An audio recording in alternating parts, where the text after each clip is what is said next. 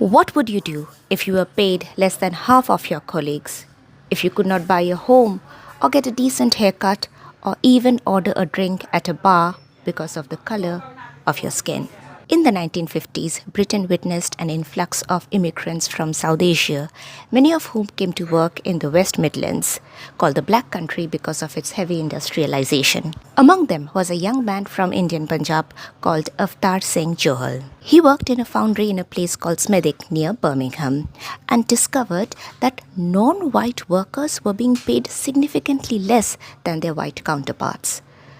They had to live in squalid conditions with many workers crammed together in one single room. And when they desired a pint at the end of a long day, they were turned away from the pubs. Avtar Singh Jouhl was a lifelong communist and would not take things lying down.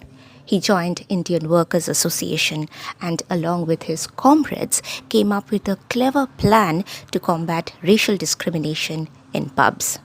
They joined hands with left-wing white students of local universities. This mixed-race group would go on pub crawls. First, the white students would go and order their drinks and would be served. Then their non-white friends would join them and be refused. The white students would then come and oppose this act. They kept a record of these events, and when it was time for the pubs to renew their license, they presented the evidence to authorities. Since it was against the rules, many publicans lost their license. Things were heating up and it started making national news. In 1965, the Race Relations Act was passed, the first legislation act in the United Kingdom that made racial discrimination illegal.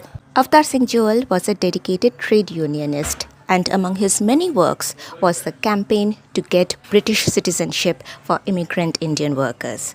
It is one of the reasons why the area around Birmingham has such a vibrant Indian community now.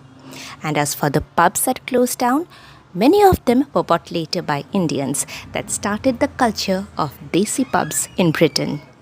More about it in another video. Cheers.